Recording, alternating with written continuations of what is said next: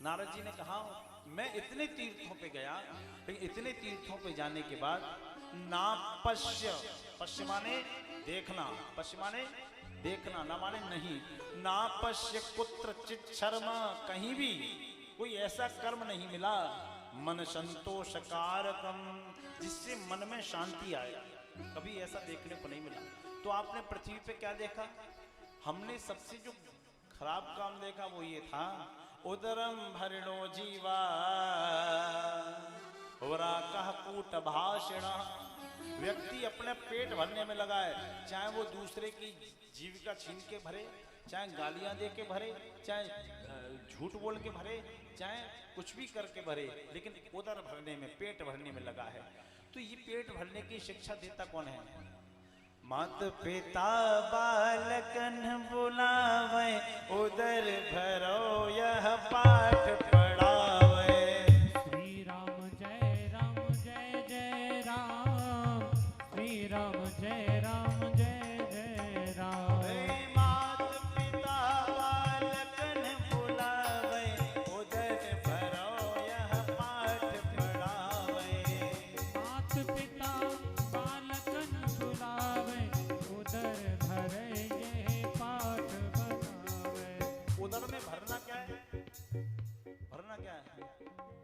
झूठ ही लेना, झूठ ही देना, झूठ ही भोजन, झूठ चबेना, झूठ ही लेना, झूठ ही देना, झूठ ही भोजन, झूठ चबेना। श्री राम जय जय राम जय जय राम,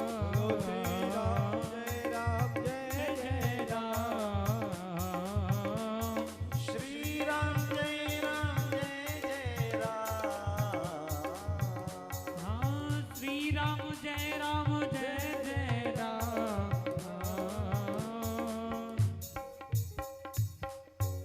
झूठ है लेना, झूठ है देना, झूठ है भोजन, झूठ चबेना। माँ बाप सिखाते हैं, क्या सिखाते हैं? हाई स्कूल इंटर हो गई, हाँ हो गई, अब क्या करना है? बोले हम आ गया बुढ़ापा, अब हमें चाहिए भोजन, करो हमारी सेवा। पिताजी कोई काम मिलता नहीं है, नहीं मिलता तो चोरी करो, चोरी करो, झूठ बोलो, दंड करो, फंद करो।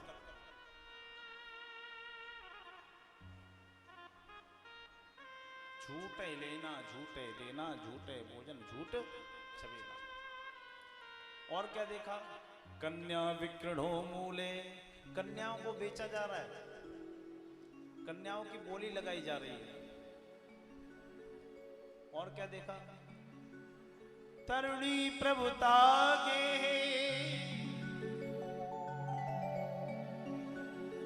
श्याल को बुद्धिदायक। घर में जो मालिक है ना आजकल, मालिक वो कौन है मालूम है? आप लोग नहीं है, ये लोग। शाल को बुद्धिदायक, तरुणी प्रभुता की, जो घर की माता है ना, मालकिन, वो घर की मालकिन है। आप लोग मालिक नहीं है, पुरुष मालिक नहीं है। पहले पुरुष हुआ करते थे, अब माताओं के हाथ में डोर है, अपने हिसाब से चलाती हैं। लेकिन ऐसे ही नहीं है, इनका एक पर्सनल सेक्रेटरी भी है। वो कौन है? हम नहीं कह रहे, हमें माफ करना भाई, श्रीमद् भागवत महापुराण कह रही है शाल को बुद्धिदायक। आपका साला, बच्चों का मामा है ना, इनका भैया, बड़ा खतरनाक जीव होता है। Be alert. हाँ,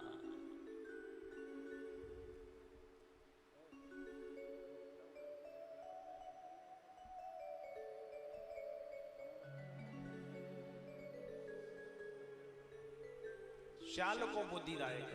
अच्छा, प्रमाण नहीं है इस बात का? प्रमाण है तो प्रमाण क्या?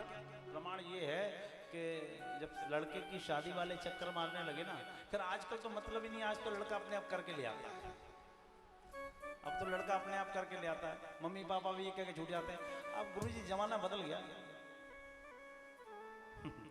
यार भैया जैसी इच्छा। तो कहा जाता था कि बात फाइनल मत करना, कह देना लड़का के मामा बात करेगा। अभी जब लड़के का मामा मोहर मार देगा तब मानेगा कि विवाह पक्का हो गया। ये मामा नाम बहुत खतरनाक है, ये ध्यान रखना। हाँ, आपके दिल्ली का एक किस्सा बता रहे हैं। इसको इंद्रप्रस्थ बोला जाता था, पांडवों की नगरी। एक मामा शकुनी हुए तो पूरी महाभारत करा दी। उसी की देन हमारे बाबा जी बैठे। एक मामा माहिल हुए बुंदेलखंड में तो पूरी आल्हा उदल हो गई। पता है ना उनका, थोड़ा सा पांडवों के अवतार बताए जाते थे, तो आल्हा उदल हो गई।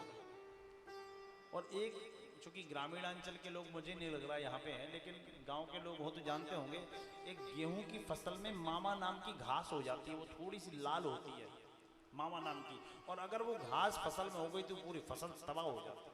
तो मामा नाम खराब है, ध्यान रखना। दुनिया भर का रिश्तेदार आएगा, आपसे मिलेगा, घड़ी भर बैठेगा, घंटे भर बैठेगा, हॉल में बैठेगा, लॉबी में बैठेगा, बैठक में बैठेगा, बैठ के चला जाएगा। ज़्यादा से ज़्यादा डिनर डाइनिंग टेबल पे बैठ के डिनर करके जाएगा। लेकिन ये इतना खतरनाक प्राणी है कि आपके पैर छुएगा, आपसे कहेगा दीदी कहाँ, दीदी कहाँ, दीदी कहाँ, अंदर ही बैठेगा रसोई में जाके। चूल्हे में जड़ है ना इसकी। हाँ, कोई किसी के सहारे, कोई किसी के सहारे। तो नारद जी बोले मैंने यह सब देखा, लेकिन इसके बावजूद मैं श्रीधाम वृंदावन पहुंचा। और वृंदावन में क्या देखा? यमुना तट मापन्नो यत्र लीला हरेर भूत। मैं यमुना जी के तट पर पहुंचा जहां नारायण ने लीलाएं की थी। आप लोग वृंदावन चलेंगे? चलेंगे? फ्री में ले चलना भैया, ऊपर नहीं दे रहे, चलना है कि नहीं? वृंदावन जाने को जी चाहता है, वृंदावन जाने को जी चाहता है, वृंदावन जाने को जी चाहता है, जी चाहता है, जिया चाहता है, जी चाहता है, जिया चाहता है, जी चाहता है, जिया चाहता है, जी चाहता है, जिया चाहता है, राधे राधे गाने को जी चाहता है, राधे राधे गाने को जी चाहता है, वृंदावन जाने को जी चाहता है, वृंदावन जाने को जी चाहता है।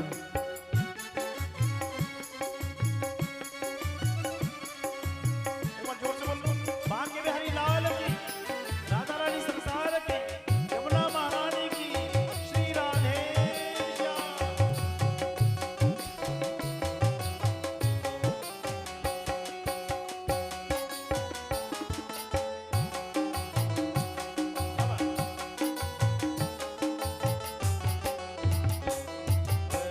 वृंदावन में यमुना महारानी, वृंदावन में यमुना महारानी। एक बार हम लोग तो ब्रजवासी हैं ही, इनसे पूछा वृंदावन कितने लोग जा चुके हैं?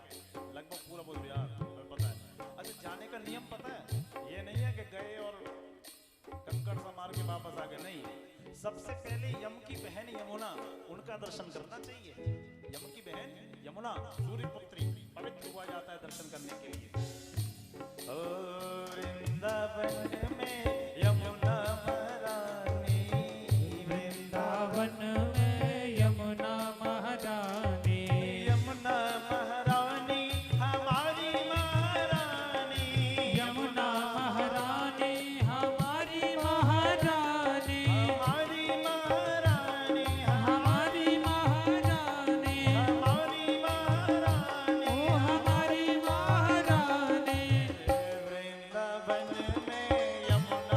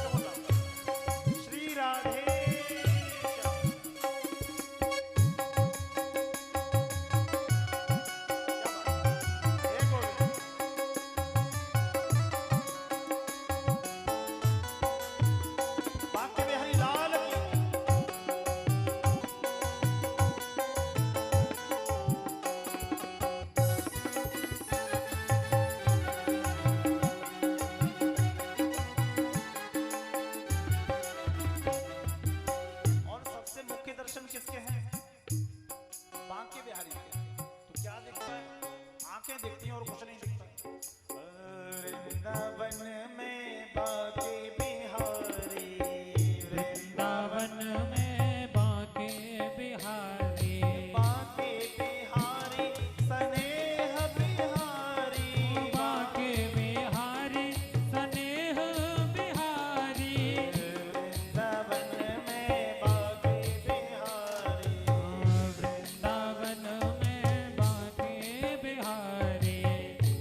क्या करते हैं?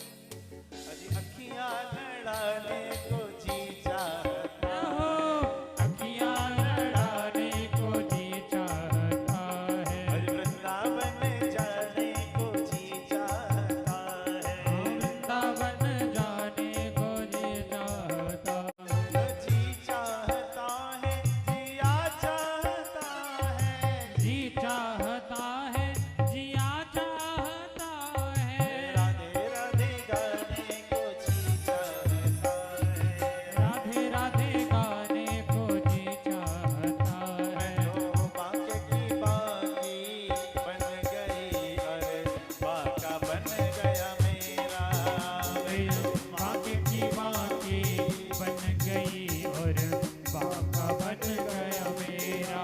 ओ मैं तो बाके की बाकी बन गई, और बाका बन गया मेरा। मैं तो बाके की बाकी बन गई और बाका बन गया मेरा। रसिया की छलिया की सजना की सैया की, और रसिया की चलिया की सजना की सैया की, रसिया की छलिया की सजना की सैया की, और रसिया की चलिया की सजना की सैया की। बस बाके की बाकी बन गई, और बाका बन गया मेरा। मैं तो बाके की बाकी बन गई और बाका बन गया मेरा। वृंदावन में राधे राधे, कुंजकलिन में राधे राधे, यमुना तट पे राधे राधे, मानसरोवर राधे राधे, मानसी गंगा, राधे राधे, खूब नहा लो, राधे राधे, खूब नहा लो, राधे राधे, गोवर्धन की, राधे राधे, गोवर्धन की राधे राधे, परिक्रमा कर लो, राधे राधे, परिक्रमा कर लो, राधे राधे, और अर्जी लगा लो, राधे राधे, राधे राधे राधे राधे, राधे राधे राधे राधे, राधे राधे राधे राधे, राधे राधे राधे राधे, राधे राधे राधे राधे, राधे राधे राधे राधे। राधे राधे जय जय श्री राम।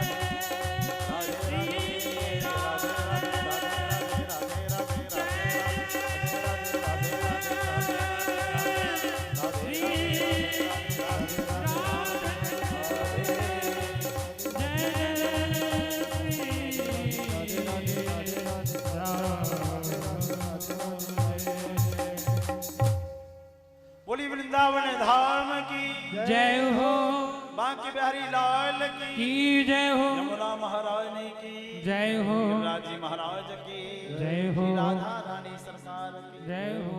और जब वृंदावन पहुंचे तो क्या हुआ? नारद जी घटना बता रहे हैं, ज्ञानवर्धक कथा है भागवत, बहुत ध्यान से सुनना। नारद जी घटना प्रेषित कर रहे हैं। हुआ क्या? विद्वानों की सभा है। नारद जी बोले, प्रभु मैंने वहां एक वाक्य देखा। क्या देखा? वाक्य यह था कि एक 20 वर्ष की देवी और उसकी गोदी में 2 वृद्ध पुरुष, जिनके बाल सफेद हो चुके थे, मानो पूरा वृद्धावस्था बीत गई हो, 2 उसकी गोदी में विश्राम कर रहे थे। जब मैं वहां से निकला तो उस देवी ने मुझे आवाज लगाई और क्या बोली? अरे अरे महात्मन, भो भो साधु क्षणम तिष्ठा। अरे अरे साधु रुको, मम चिंता मपि नाशय, और मेरी चिंता का निवारण करो। देवी आपको क्या चिंता है? और ये दोनों कौन है? ये कौन है? तो देवी ने शर्मा के बोला, प्रभु काल की गति है, मेरा नाम भक्ति है। अहम भक्ति ख्याता, मैं संसार में भक्ति नाम से विख्यात हूं। और इमो में तनयो मतो, और ये जो दोनों है ना, इमो में तनयो मतौ, मेरे तनय हैं। तनय माने मेरे द्वारा उत्पन्न है, यानी कि मेरे पुत्र हैं। कौन है ये? इनका नाम क्या है? ज्ञान वैराग्य नामानो। इनका नाम ज्ञान है और इनका वैराग्य। काल योगे नजर जरो, कलयुग के प्रभाव से ये जर्जर बूढ़े हो गए, जर्जर हो गए, वृद्ध हो गए। देवी तुम आई कहां से हो? तुम तो भगवान कृष्ण की प्रिया हो, लेकिन आई कहां से थी? हम आपको ये भी बताते हैं, वैसे आप लोग जानते होंगे, अच्छी बात है। भक्ति कहां से प्रकट हुई, जानना चाहेंगे? बोले, सुनो। भक्ति ने अपना परिचय दिया, सुनिए। उत्पन्ना द्रविड़े साहम, अहम उत्पन्ना द्रविड़े साहम। मैं दक्षिण भारत में उत्पन्न हुई। कहां पे? चेन्नई इत्यादि, आंध्रा, तेलंगाना, वृद्धिम कर्नाटके गता। और जब मैं थोड़ी बढ़ गई ना, तो मैं कर्नाटक पहुंची। कर्नाटक, मैसूर, उड़पी इत्यादि। क्वचित क्वचित महाराष्ट्र, और कहीं कहीं क्वचित क्वचित महाराष्ट्र, मुंबई, ठाणे, पुणे इत्यादि, जहां गणपति और दुर्गा महोत्सव बड़ी धूमधाम से मनाई जाते हैं। गुर्जरे जीर्णताम गता। और गुजरात में आने के बाद मैं तो बूढ़ी हो गई, लेकिन मेरे दोनों पुत्र ज्ञान और वैराग्य जवान हो गए, अपनी अब युवा अवस्था पे आ गए। एक बात बता देते हैं आपको, बहुत अच्छा वाक्य आ गया इसलिए बताते हैं, सुनिए। विद्वानों की बड़ी टोली गुजरात की भूमि से प्रकट हुई है। चाहे वो एकनाथ जी महाराज हो, चाहे वो तुकड़िया जी महाराज हो, चाहे वो परम पूज्य डोंगरे जी महाराज हो। आज भी देखो अन्य अन्य वक्ता है, मुरारी बापू, श्रीमान रमेश भाई ओझा जी इत्यादि बड़े बड़े वक्ता। गुजरात की भूमि में आज भी ज्ञान और वैराग्य व्याप्त है।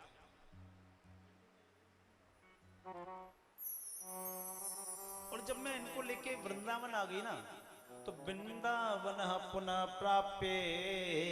और जैसे मैं वृंदावन आई तो मैं तो कृष्ण की प्रिया हूं ना, तो मैं तो जवान हो गई और ये दोनों बूढ़े हो गए। तरुणी के सुंदर रसिक नयन मन ही मन व्यथा रो रहे थे। दो बूढ़े पुरुष बेखबर से उसके ही पास सो रहे थे। ऋषि को देवी ने प्रणाम किया, फिर कहा देव आओ आओ, ऐ त्याग ज्ञान के धनवंतर इनकी नाड़ी देखे जाओ। प्रभु क्या हुआ है इन्हें, कोई बीमारी है क्या? नारद जी बोले अभी सही हो जाएंगे, चिंता मत करो। नारद जी ने वेदांत के पाठ सुनाए। वेदों के पाठ सुन के वो थोड़े से चेतन हुए, लेकिन जैसे ही पाठ विश्राम किया पुनः उसी अवस्था में। देवी गीता का पाठ सुनाया जो सर्वोत्तम है। देवी गीता का पाठ, देवी गीता का पाठ जब सुनाया तो उन्होंने पुनः जागरण आया, जवान हो गए। और जैसे ही पाठ को विश्राम करके जयकारा लगाया, वो पुनः वृद्ध हो गए। नारद जी परेशान, क्या करें? तो नारद जी बोले प्रभु उन्हीं की समस्या का निवारण कराने में आपके समक्ष आया हूं। ज्ञान वैराग्य की मुक्ति का साधन करो प्रभु, मुक्ति का साधन करो। तो सनत कुमार बोले, सनत कुमार कौन है? ब्रह्मा जी के मानस पुत्र। कौन है? हाँ ये कुमार है, इनकी अवस्था कभी नहीं बढ़ती, आज भी कुमार ही है। सनत कुमारों ने कहा हम निवारण करेंगे। वाक्य बोला है, क्या बोला है? भगवान ने कहा है मोर वचन परियों चाहे फीका, संत वचन पत्थर की लीका। तो मैं एक समस्या से ग्रसित हूं, क्या आप मेरी समस्या का निराकरण कर पाएंगे? बोले पहले समस्या बताओ। बोले समस्या ये है कि मेरे कोई संतान नहीं है, संतान नहीं है। तो संत भगवान बोले पास आओ। जब पास बुलाया और मस्तक को पढ़ा तो कहा पुत्रो नैवच नैवच। अरे एक जन्म तो छोड़ ब्राह्मण देवता, तेरे 7 जन्मों तक पुत्रो नैवच नैवच, कोई पुत्र का योग नहीं है, नहीं है और नहीं है। बोले प्रभु वो हो या ना हो, लेकिन आप आ गए हो तो पुत्र भी आ जाएगा। क्यों? भगवान ने कहा है मोर वचन परियोजा फीका, संत वचन पत्थर की लीका। तो संत भगवान बोले भगवान ने ये संविधान क्यों लिखा आपने? अब मैं कहां से इसको पुत्र दूं? ब्राह्मण बोला मुझे नहीं पता, मुझे पुत्र चाहिए। तो वो संत महाराज ने समझाया, अरे मूर्ख, पुत्र के लिए क्यों इतना मोह में पड़ा है? बहुत ध्यान से सुनना संसार के लोगों। बोले पुत्र हमें बैकुंठ ले जाएगा। उन्होंने डांटा, पुत्र कभी बैकुंठ नहीं ले जाता। जो लोग पुत्र की कामना से ये सोचते हैं कि पुत्र हमारा मोक्ष करेगा, पुत्र कभी मोक्ष नहीं कर सकता। जिंदगी भर गाय हमने काटी, हाँ, पत्नी को हमने मारा, धोखेबाजी हमने की, चोरी चपेटी हमने की, पुत्र हमारा मोक्ष दिला देगा? असंभव, नहीं हो सकता। अरे नहीं नहीं, वो पिंडदान करेगा तो उससे मोक्ष मिलेगा ना। पिंडदान करने से योनि परिवर्तन हो सकता है, आपकी योनि बदल जाएगी, लेकिन जैसे ही पुण्य समाप्त होंगे वैसे ही आपको फिर अपने भोगों का भोगना पड़ेगा। विपत्ति नहीं रघुपति की दाया, भोग भोगाए छुड़ावे माया। बोले असली पिंड क्या है? असली पिंड ये है, वो आटे का जो पिंड होता है ना, वो प्रतीक मात्र है। खोए का जो पिंड बनता है प्रतीक मात्र है। असली पिंड तो ये है ना, इस पिंड को तो अर्पित करो। और ये पिंड अर्पित नहीं कर पाएंगे। तो ये पिंड अर्पित कब होता है? ये पिंड अर्पित तब होता है जब हम सन्यास लेते हैं।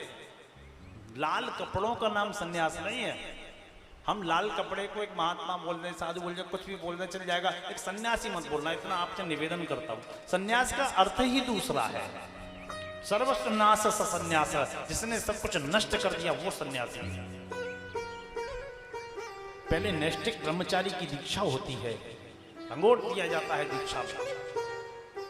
उसके बाद जब वो दीक्षा पूर्ण हो जाए, गायत्री जब परिपूर्ण कर लिया जाता है, और जब वो अपने अंतिम यात्राओं के लिए जाता है, तब उसका पिंडदान होता है। पिंडदान।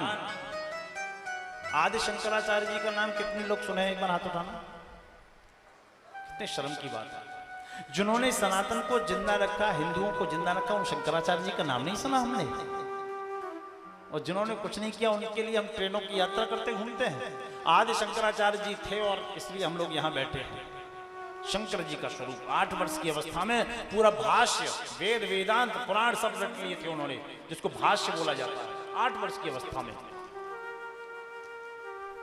कोई साधारण व्यक्ति नहीं कर सकता। तो आदि शंकराचार्य जी का प्रचार होना था। भगवान शंकर का आदेश था कि तुम्हें धर्म को फैलाना है। तो आदि शंकराचार्य जी से कहा गया कि धर्म को विस्तृत करो। बोले लोग मुझे जान ही नहीं पा रहे, मैं फेमस नहीं हो पा रहा।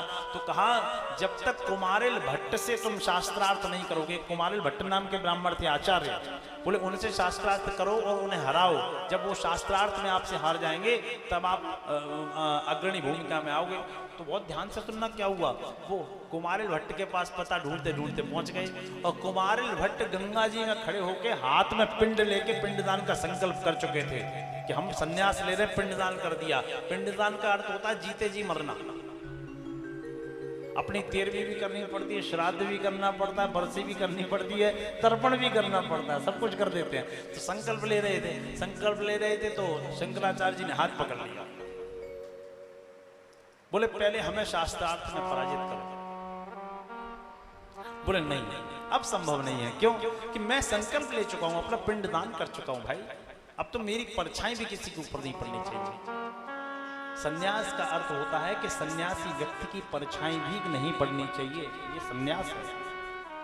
5 घरों में जब चूल्हा बुझ जाता है ना, चूल्हा, अब तो खैर गैस चलती है, पुराणों में है कि जब चूल्हा बंद हो जाए उसके बाद आप 5 घरों में जाके भिक्षा नहीं बोलते, उसको मधुकरी बोलते हैं। भौरा जैसे चुनता है ना, ऐसे जो मिले ले आओ और अपने लकड़ी के कटोरे में डालो, घोलो और खा जाओ। क्योंकि स्वाद खत्म हो जाता है ना, फिर क्या का सन्यास? फिर तुम साधु थोड़ी सवादु हैं।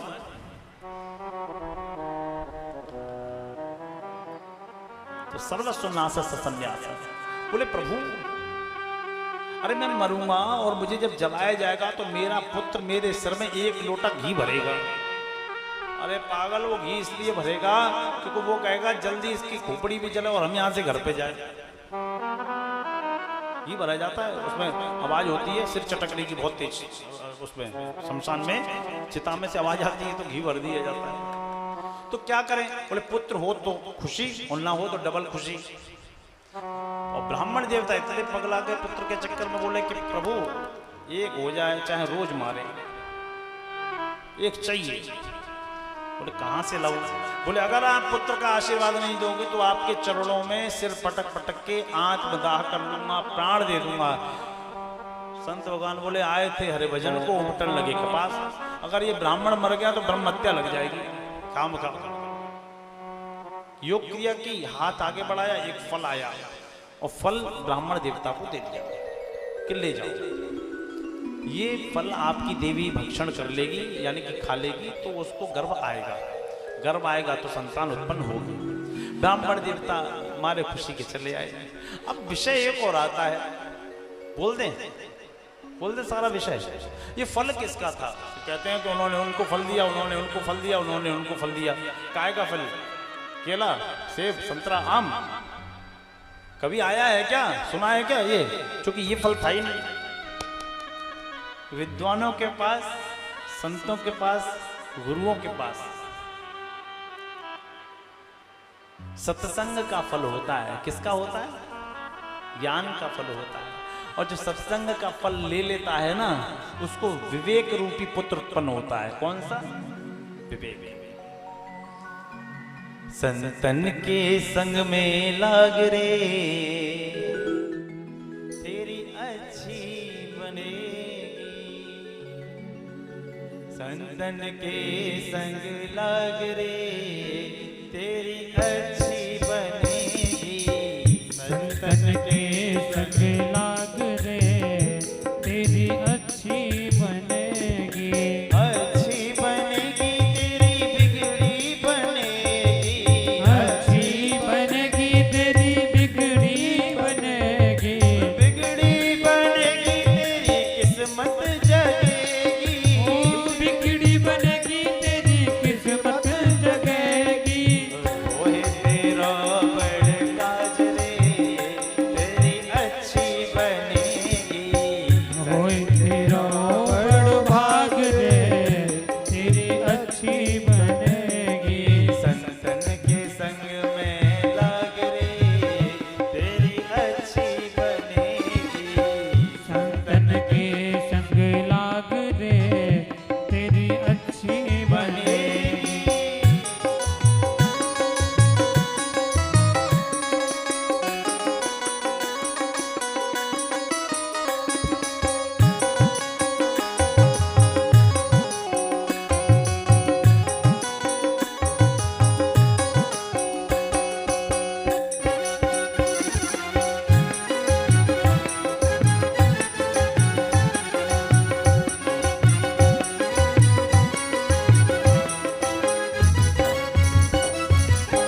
ध्रुव जी की बन गई, प्रहलाद जी की बन गई। ध्रुव जी की बन गई, प्रहलाद जी की बन गई। प्रहलाद जी की बन गई, प्रहलाद जी की बन गई। प्रहलाद जी की बन गई, प्रहलाद जी की बन गई। ध्रुव जी की बन गई, प्रहलाद जी की बन गई। ध्रुव जी की बन गई, प्रहलाद जी की बन गई। रामचरण गुण गायते, तेरी अच्छी बनेगी। रामचरण संग लाग रे, तेरी अच्छी बनेगी।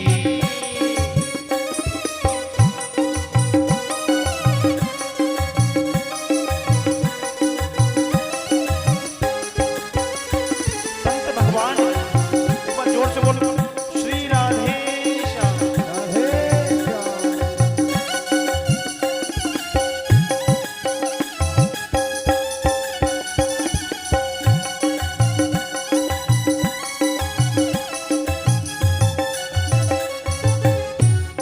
और मोहन शाह में बहुत ही सोया।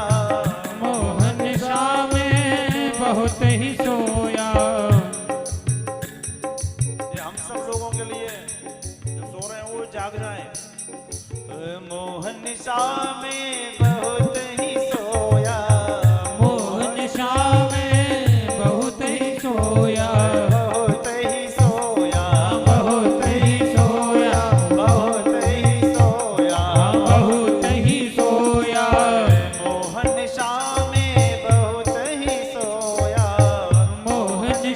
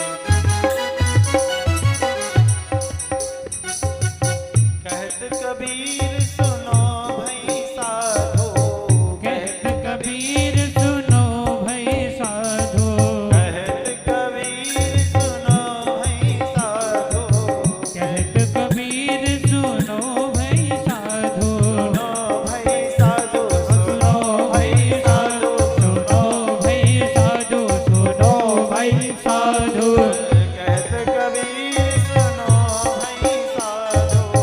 कहत कबीर सुनो भई साधो। अच्छा एक बात बताओ, कबीर दास जी जब जब बोले तब अच्छा बोले कि खराब बोले? बोलो एक बार, पता ही नहीं। अच्छा बोले है ना? अच्छा अच्छा बोले तो किससे बोले?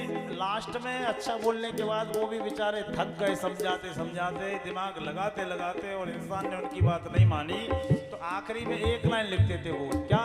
कहत कबीर सुनो भाई साधु। क्यों?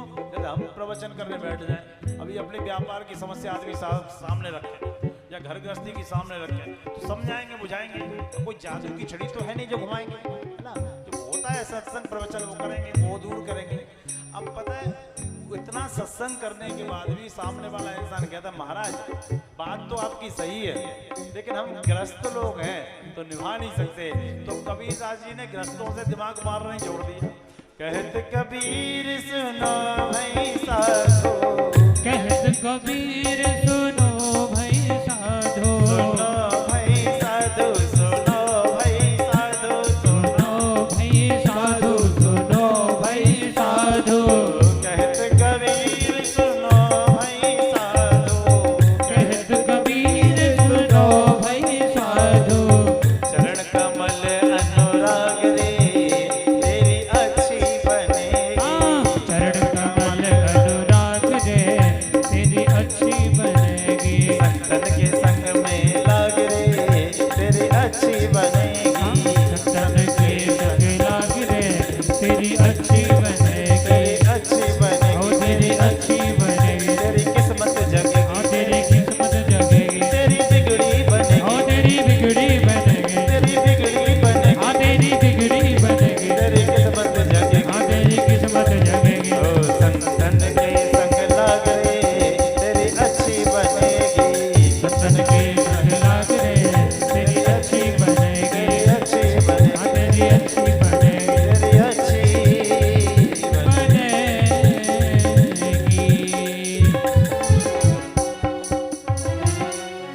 मोह निशा में बहुत ही सोया। ये मोह निशा की चर्चा याद है? रात्रि जो होती है ना मोह भरी होती है, और रात्रि से पहले जितने फैसले हो जाते हैं याद रखना वो फैसले कारगर होते हैं। अगर राम जी का राज्याभिषेक एक रात के लिए नहीं टाला जाता तो राम जी वन को नहीं जाते। क्यों?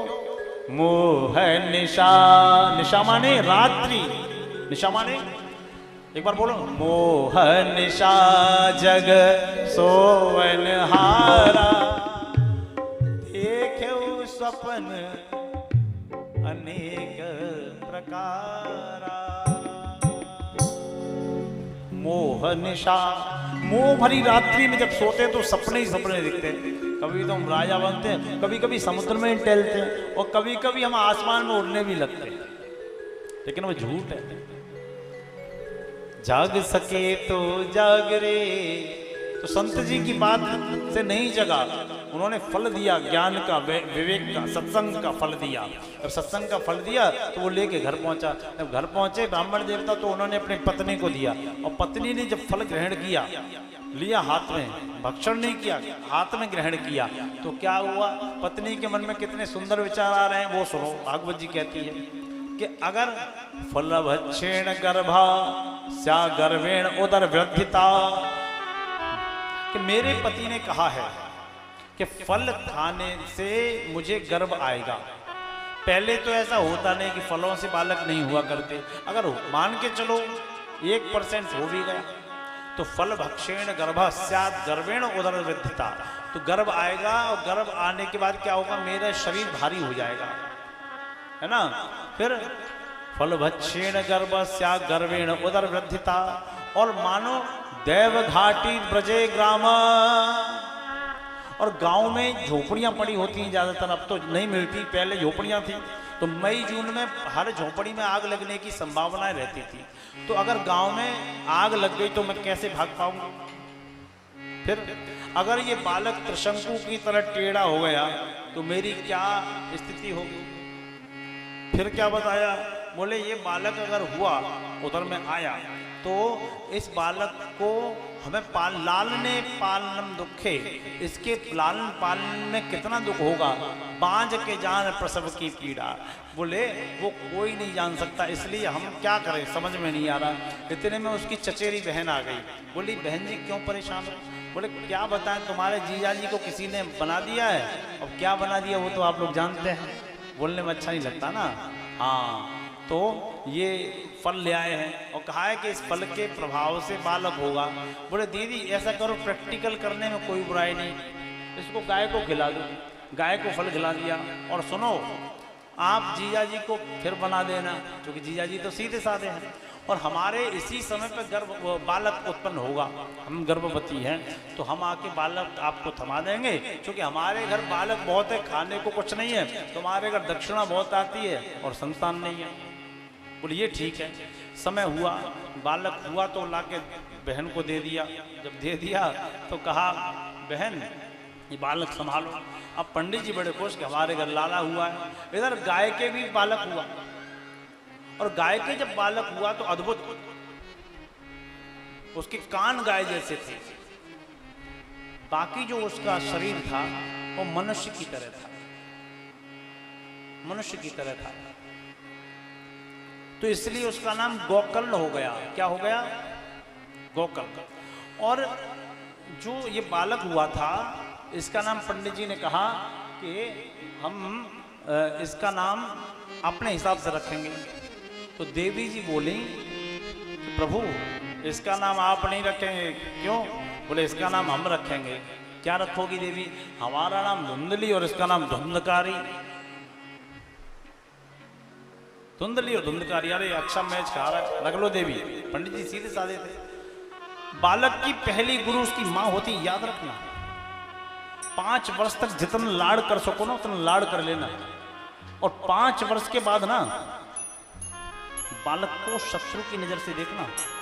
16 खिलाओ, कोई मना नहीं कर रहा, नहीं हर इच्छा पूरी जिस दिन करने लगोगे ना, वो बालक आपकी इच्छाओं का गला घोट के रख देगा। याद करना इस बात का, हंस के निकालने का विषय नहीं है।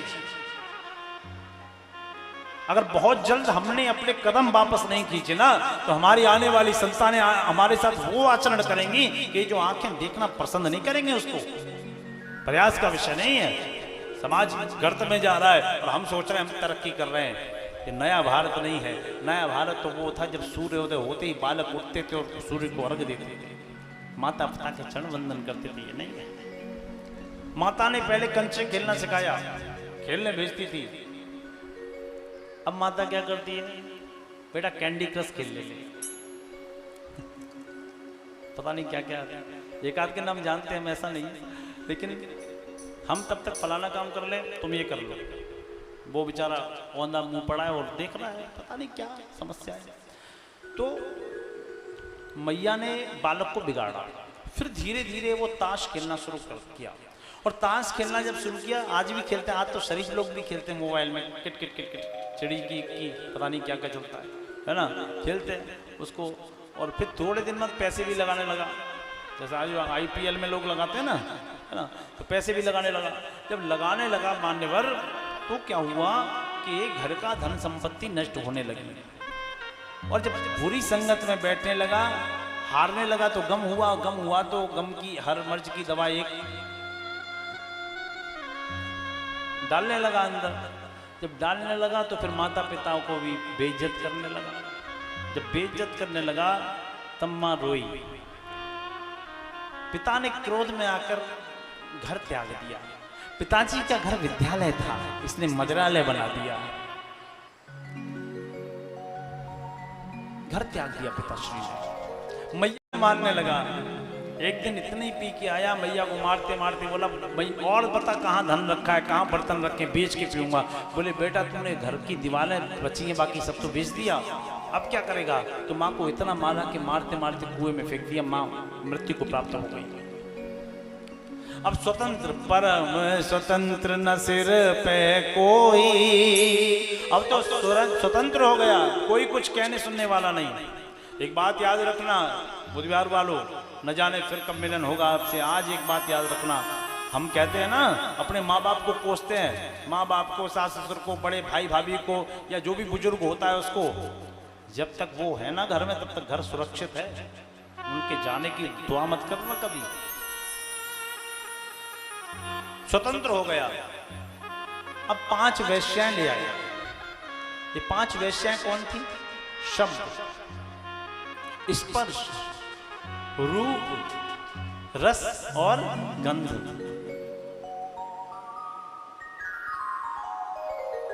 स्पर्श एक दो को सुनाते हैं, पूरा तो विषय नहीं हो पाएगा, आरती का भी समय होगा। स्पर्श किसको बोलते हैं? हाथी पकड़ा जाता है ना, हाथी तो कैसे पकड़ा जाता है? उसके पकड़ने की क्या क्रिया है? हाथी के पकड़ने के लिए एक लकड़ी की हथनी बनाई जाती है, कर्नाटक में पकड़े जाते हैं। लकड़ी की हथनी पे ऐसा पेंट किया जाता है वो ठीक हथनी लगे, और उसको एक बड़ा गड्ढा खोद के थोड़ा खरपतवार डाल के उस पर खड़ा कर दिया जाता है, और हाथी समझता है ये हमारी पत्नी है, दौड़ के जाता है, जैसे ही उसको स्पर्श करता है गड्ढे में गिर जाता है और बेड़ियों में कस दिया जाता है। तो ये वेश्या है। शब्द, स्पर्श, रूप। बरसात का मौसम आता है, पतंगे उड़ने लगते हैं, पतंगे बल्ब के पास जाते हैं, लाइट के पास जाते हैं, सोचते हैं कि हमारा ये प्रेमी है, उसके पास जाते हैं और सुबह तक उनका अंत हो जाता है। हिरन, गंध, हिरन होता है ना, कस्तूरी कुंडल बसे मृग ढूंढने मनमा है, जो कस्तूरी आती है ना हिरन की नाभि में होती है, उसको खुशबू आती है, वो इधर उधर विचरता है, और विचरते विचरते जब अपने जंगल से बाहर हो जाता है तो लोग उसका शिकार करते हैं। ये वेश्याओं के स्वरूप है, यही वेश्याएं ले आए। पिताजी का घर विद्यालय था, इसने वेश्यालय बना दिया, मदिरालय बना दिया, काली पट्टी बांध के अपना धन राजा की चोरी करने लगा। वेश्याएं घर पे आ गई। अब वेश्याएं जब घर पे आई हैं तो उनकी डिमांड भी बढ़ जाएगी, डिमांड बढ़ गई, चोरियों में और अग्रणी हो गया, बड़ा चोर बन गया। तो वेश्याओं ने एक दिन विचार किया, ये ठगी डकैती का पेशा अपना प्रभाव दिखलाएगा, ये जाएगा सो जाएगा, संग में हमें ले जाएगा। बोले इसकी एक ना एक दिन तो चोरी पकड़ी जाएगी, और जिस दिन चोरी पकड़ जाएगी तो राजा इसको फांसी देगा और हमें भी फांसी खानी पड़ेगी, तो माल तो हमने भी खाया है। तो क्या करें, आज रात को जैसे ये आए इसकी हत्या कर दो। जैसे आया वेश्या ने खूब मदिरा पिलाई और चारपाई से कस के बांध दिया, और चूल्हे में अंगारे रख दिया, अंगारे, लकड़ी के कोयले, अंगारे, और एक तस्तरी में भरे। तब तंगार समूहाशा बिचिच पोहे तन मुखे, और उसके मुंह में वो अंगारे उड़ेल दिए। कितनी बुरी मृत्यु हुई कि आखिरी समय में वो अपनी आवाज भी नहीं सुन पाया और प्रेत बन गया। गोकर्ण जी तीर्थ यात्रा पे चले गए। गोकर्ण जी ने सुना कि मेरे भाई की मृत्यु हुई है, तो त्रयोदशी संस्कार किया, श्राद्ध तर्पण पिंडदान इत्यादि किया, गया श्राद्ध करके भी आए। गोकर्ण जी का मन हुआ कि मैं अपने गांव चलूं। एक दिन अपने गांव आए, अपना पुराना घर खोल के वहीं विश्राम करने लगे। जब विश्राम करने लगे तो विश्राम करते करते उनको आवाज़ सुनाई दी, कभी बकरी की, कभी भेड़ की, कभी भैंसे की, कभी शेर की, कभी चीते की, कभी भालू की। जब वो रात में भयभीत होने लगे तो हाथ में जल लिया और गायत्री मंत्र से अभिमंत्रित किया, और मंत्र को अभिमंत्रित करके सामने छोड़ा जल को। तो एक आवाज आई, तू कौन है? तो सामने से आवाज आई, अहम भ्राता त्वदीयोऽस्मि, मैं तुम्हारा भाई हूँ, धुंधकारी ते नामता, और मेरा नाम धुंधकारी है। बोले धुंधकारी, तू प्रेत बन गया? बोले हाँ, मैंने तो तेरे नाम से गया में जाके भी पिंडदान किया। बोले भाई, गया में पिंडदान करने से तीसरे दूसरे नंबर के पापी मुक्त होते हैं, मैं तो पापियों का सरदार हूँ, मेरी मुक्ति नहीं होगी। लेकिन प्रभु मेरी रक्षा करो, मैं भटक रहा हूँ, मैं भटक रहा हूँ, मैं भटक रहा हूँ, क्या करें? प्रातःकाल हुआ, भगवान सूर्य से निवेदन किया, सूर्य अर्घ हुआ। सूर्य अर्घ होने के पश्चात सूर्य ने आदेश किया महापुराण की कथा कराओ। तो महापुराण की कथा करी गई। तो श्रीमद् भागवत महापुराण के लिए ऐसा एक दिव्य मंच बनाया गया और अनन्या ने भक्त आके बैठे। 7 गांठ का बास लगाया गया जिसमें धुंधकारी प्रेत आत्मा आके बैठ गया। और जब कथा प्रारंभ हुई तो प्रथम ग्रंथिम विभेदनम, पहले दिन पहली गांठ, दूसरे दिन दूसरी गांठ, तीसरे दिन तीसरी, सप्त ग्रंथिम विभेदनम, 7वें दिन 7वीं गांठ का भेदन हुआ। और धुंधकारी एक दिव्य आत्मा के रूप में एक सुंदर वस्त्र अलंकृत से अलंकृत होकर बाहर निकला। स्वर्ग मार्ग से, वैकुंठ मार्ग से एक सुंदर विमान आ रहा था जिस पर भगवान नारायण के परम पवित्र पार्षद विराजमान थे।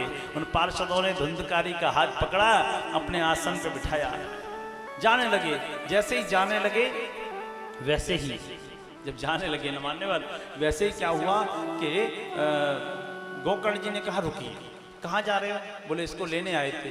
बोले इसको स्पेशल लेने क्यों आए थे? बोले इसने कथा सुनी है। बोले कथा इन सब ने सुनी है? बोले इन सब ने सुनी है। हाँ, कि जैसे इसने सुनी है वैसे किसी ने नहीं सुनी। तो इसका भी कोई नियम है? हाँ नियम है। बोले इसका क्या नियम है? अब भागवत जी के नियम सुन लो। वैसे तो बुधवार बहुत पावन तीर्थ मानेंगे, बहुत भागवतें होती है, लेकिन नियम सुन, नियम क्या है? सुनाए नियम? शांत है ना आप लोग? सुनो, सबसे पहला नियम, दैवज्ञम तु समाहूय मुहूर्त प्रक्षयतः।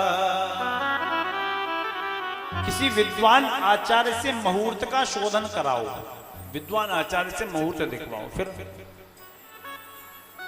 कथा होगी कहां? तो कहा तीर्थे वापि वने वापि गृहे वापि तथैव च। तीर्थ में, और तीर्थ में नहीं हो पाए तो वन में कर लो, और वन में भी नहीं हो पाए तो गृहे वापि तथैव च। अपने कमरे में भी, घर के कमरे में भी कथा करा सकते हैं, कोई बड़ी व्यवस्था नहीं है। अच्छा, कथा जब होगी तो और क्या नियम है? बोले कि सबसे पहला नियम भागवत जी के महात्म का 6वें अध्याय का 20वां श्लोक, इसको किसी विद्वान को पढ़ा देना, आप भी पढ़ लेना। हम लोग जो सबसे बड़ी आज समाज में जो गलती हो रही है ना, वो जातिवाद फैल रहा है। हम इस समाज से हैं तो हम इसकी कथा कराएंगे, हम इस समाज से हैं तो इसकी कथा कराएंगे। मैं विरोध नहीं कर रहा, लेकिन मैं सत्यता को बताए बिना नहीं रहूंगा, क्योंकि व्यासपीठ का पालन कर रहा हूं, व्यासपीठ का संकल्प ले चुका हूं, इसलिए बताऊंगा। 20वां श्लोक कहता है, कथा कहने वाला कौन हो? विरक्ता वैष्णवा विप्रा, या तो पूर्ण सन्यासी हो, विरक्त हो। आप लोग शांत हो जाओ। विरक्ता वैष्णवा विप्रा, अगर वो सन्यासी ना हो तो कौन हो? वैष्णव ब्राह्मण हो। ऐसा वैसा नहीं, वैष्णव दीक्षा जिसने ले रखी हो, जिसने श्री राम की, कृष्ण की, नारायण की, राधा रानी की, इनकी सेवा जो करता है ना, विष्णु उपासक है, कंठी धारण की है, वो कथा कहने का अधिकारी है। ये हम नहीं कह रहे, श्रीमद् भागवत महापुराण कह रहा है, इसको अगर मानोगे तो। अच्छा, फिर क्या होना चाहिए? कथा विघ्न विनाशाय गणनाथम प्रपूजयेत। कथा में कोई विघ्न ना आवे, इसलिए सबसे पहले गणेश जी की पूजा करनी चाहिए। तो आज के जो यजमान है, गणेश जी की पूजा हुई थी ना, है ना? गणनाथम प्रपूजयेत, गणेश जी की पूजा करें। फिर क्या होना चाहिए कि कथा मध्याह्न घटिकाद्वयम, कथा ऐसे चलनी चाहिए जैसे सूर्य उदय से सूर्य अस्त तक केवल घटिकाद्वयम 48 मिनट का विराम होना चाहिए। तो कथा तो इतनी नहीं हो सकती, सुनने वाले भी नहीं, कहने वाले भी नहीं, लेकिन उसका विकल्प क्या है? बोले कि उसका श्री पाठ कराओ। तो पाठ आचार्य जी कर रहे हैं, पाठ नहीं तो कथा बेकार। तो कहा कि पाठ हो, उसके बाद कहा फलाहारेण एक वक्तम तो भोजनम, और यजमान को, आचार्य को चाहिए कि एक वक्त भोजन करे, अपने बाल इत्यादि न बनवाए।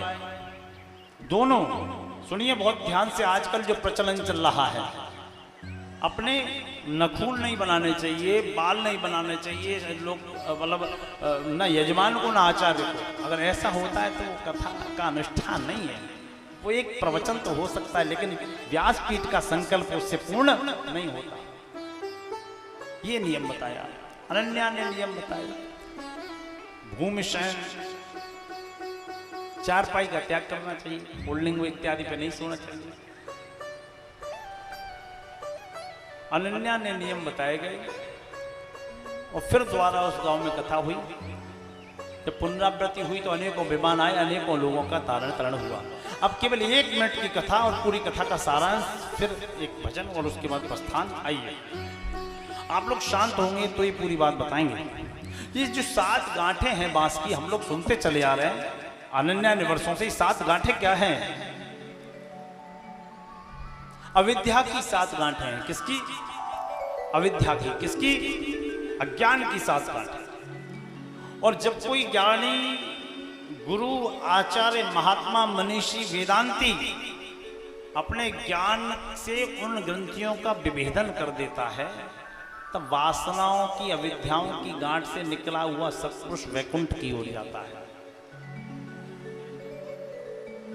आत्मदेव आत्मा में देवत्व का अनुभव करना। और धुंधली क्या है? धुंधली बुद्धि है। जब बुद्धि सही काम नहीं करती, धुंधली हो जाती है और किसी महात्मा के दिया हुआ विवेक का फल ग्रहण नहीं करती, ज्ञान का फल ग्रहण नहीं करती, सत्संग का फल ग्रहण नहीं करती, तो उसका विवेक रूपी पुत्र उत्पन्न नहीं होता।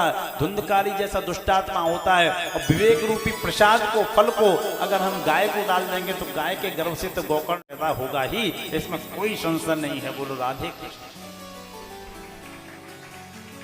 ये आज की पूरी कथा का सारांश। कल की कथा, चूंकि यहाँ कुछ इत्यादि की व्यवस्था, भोजन इत्यादि की व्यवस्था भी चलती है, तो 2:45 बजे तक संगीत वादक यहाँ उपस्थित होंगे और 3:15 से 3:30 के बीच में हम यहाँ। आशीष जैन जी रोहिणी सेक्टर 3 सेक्टर से हैं, रोहिणी से, तो उनकी तरफ से आज का प्रसाद है। और हमारी संगीता दीदी कुछ बोल रही हैं, इनकी भी आप सुने। श्री राधे। और हमारे बीच में खाटू धाम से मेरी छोटी बहन करिश्मा आई हैं, करिश्मा शर्मा। तो मैं चाहूँगी एक बार महाराज जी से आशीर्वाद लें और एक बार जोरदार ताली बजाएं, क्योंकि खाटू धाम राजस्थान से चलकर और कथा के लिए स्पेशल आई हैं। कल रात को फ़ोन किया करे, दीदी मैं ज़रूर आऊँगी, चाहे मैं 12-1 बजे तक पहुँचूँ, लेकिन कलश ना उठा पाऊँ, लेकिन मैं पहुँचूँगी ज़रूर। और ऐसे प्रयास के लिए एक बार पुनः जोरदार ताली मैं चाहूँगी कि आशीर्वाद लें। आइए भजन शुरू करते हैं। बोल वृंदावन बिहारी लाल की जय। मैं तेरे बिना पल न रहूं,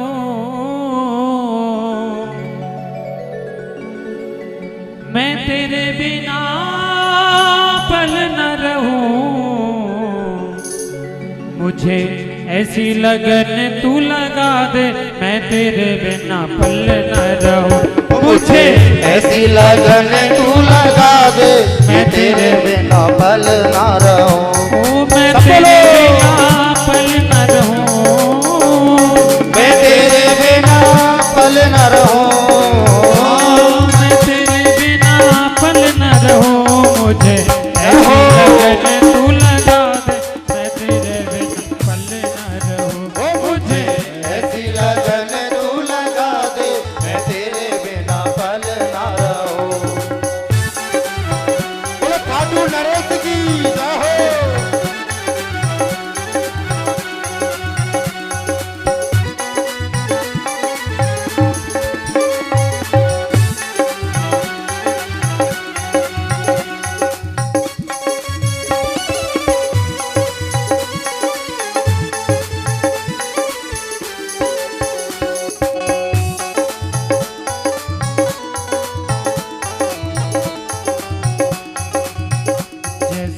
जल बिन मछली पल ना जिए, जैसे जल बिन मछली पल ना जिए, जैसे जल बिन मछली पल ना जिए, जैसे जल बिन मछली पल ना जिए।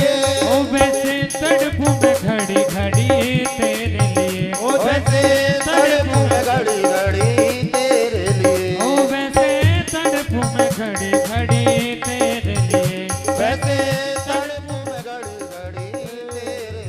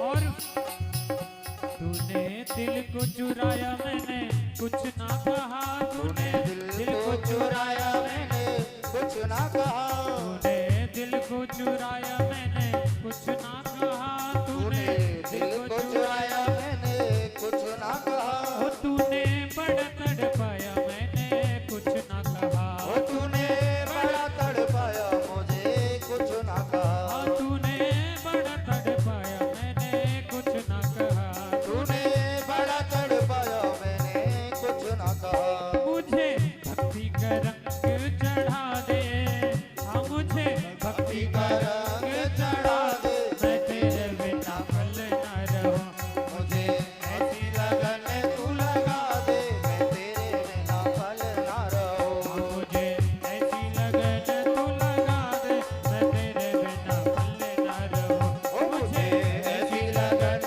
तू लगा दे, मैं तेरे बिना पल ना रहूं, मुझे ऐसी लगन तू लगा दे, मैं तेरे बिना पल ना रहूं, मुझे ऐसी लगन तू लगा दे, मैं तेरे बिना पल ना रहूं, मैं तेरे बिना पल ना रहूं, मैं तेरे बिना पल ना पल रहूं,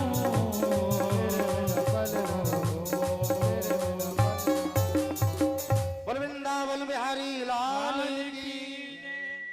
अब आप सभी भक्त हारी तेरी आरती गाओ, बांके बिहारी तेरी आरती गाओ, खाटू नरेश तेरी आरती गाओ, खाटू नरेश तेरी आरती गाओ, ओ आरती गाओ प्यारे तुमको मनाओ, आरती गाओ प्यारे तुमको मनाओ, ओ बांके बिहारी तेरी आरती गाओ, बांके बिहारी तेरी आरती गाओ, मोर मुकुट तेरे